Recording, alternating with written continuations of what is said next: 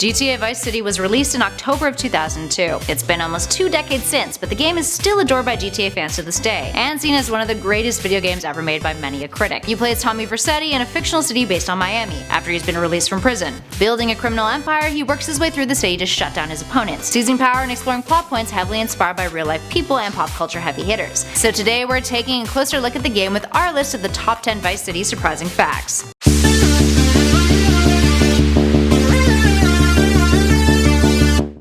At number 10, the AUTOCIDE mission. Rockstar games are known for their poignant satire and their fearlessness when it comes to mocking others. During one mission in the game called AUTOCIDE, you have to hunt down and kill members of a European gang, currently undercover in the city before they rob a bank. Each member's name is a reference to one of Rockstar's competitors at the time. Mike Griffin is a reference to the protagonist in Mace Griffin Bounty Hunter. Dick Tanner is a reference to Tanner from the Driver series. Nick Kong is a reference to True Crime Streets of LA and the character Nick Kang Wilson. And lastly, Marcus Hammond, Charlie Dilson, and Franco Carter are references to the characters from the Getaway series, those being Mark Hammond, Charlie Dawson, and Frank Carter. Hilariously enough, how many of these games do you actually recognize? Yeah, so much for competition. And at number 9, speaking protagonist. Fans of the franchise may remember something a tad off about GTA 3, and its protagonist Claude. He was silent. Debuting in 2001, Rockstar has said that at the time, having Claude be silent didn't seem like a major issue during development. On Rockstar Newswire, the company wrote that it may now seem obvious that people should all talk in games, but this was not necessarily the case in 2001, certainly not in an open world game. So when did Rockstar start working with the concept of a speaking protagonist? A year later,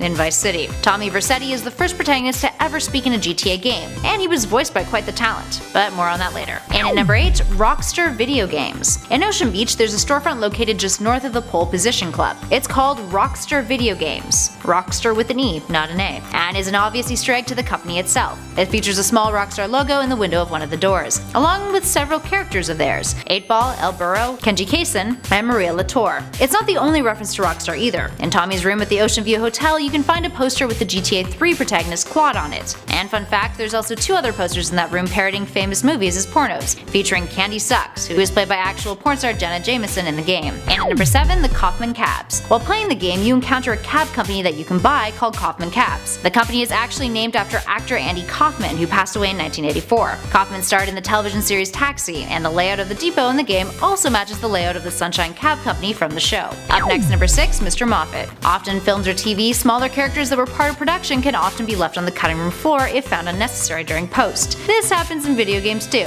Mr. Moffat was one of those characters. Initially created to appear in Vice City, Moffat was dropped during development for unknown reasons. He was supposed to be a character from Tommy's past, and was on the run in Vice City when Tommy encounters him in the game, leading into a mission consisting of Tommy helping him escape. Parts of the script and the character's artwork have been released since, and apparently the mission was meant to occur after the asset missions. And at number 5, Miami Vice. Rockstar has stated that the game's plot is based on various real-world people and events that took place in Miami. This includes the likes of the 1980s crack epidemic, mafioso drug lords, the Cuban, Haitian, and biker gangs, and glam metal. But it also heavily pulls from film and television, specifically Scarface and Miami Vice. The game is loaded with Miami Vice references. For example, Lance Vance is played by Philip Michael Thomas, who starred in the TV show. The Vercetti suit is based off of one of the more iconic suits of the character Ricardo Tubbs. Don Johnson's character theme music from the show appears in the game's soundtrack. And there's a reference to officers Crockett and Tubbs with in-game officers Cracker and Butts, who appear in the multiplayer mode of Vice City Stories. And at number 4, Quentin Tarantino. Vice City has several references to Quentin Tarantino's film Reservoir Dogs. Mr. Black is a reference to Michael Madsen's character Mr. Blonde, and Tommy's appearance in the game resembles the appearance of Madsen's character, although arguably Michael from GTA 5 definitely takes the cake when it comes to video game characters who look like Michael Madsen. Tommy is also released from prison for working for his crime family, just like Mr. Blonde was. Up next, number 3, Ken Rosenberg. If Ken Rosenberg felt a little familiar to you guys in the game, it's because he's based on a character from a cult hit movie, who's played by none other than Sean Penn. The 1993 movie Carlito's Way features Penn as Dave Kleinfeld, who Ken shares many a mannerism with. Plus, both are lawyers and both are addicted to cocaine. And at number 2, Ray Liotta. Tommy Vercetti was voiced by Ray Liotta in the game. Known for his work in Goodfellas and Copland, Liotta was a perfect fit, and even scored a few awards, like Best Performance by a Human at the 2003 Spike Video Game Awards. At the time, voice acting for video games wasn't nearly as big as it was now, so having a name like Ray Liotta's as part of the cast was a pretty big deal, although Liotta apparently had a difficult time during the game's development. The game's director Navid Konsari has mentioned in interviews that Liotta's temperament would often vary on set, going from having a great time one minute to struggling and complaining the next. Apparently he was frustrated with the limitations of voice acting. Why'd you get in this business, you prick? For the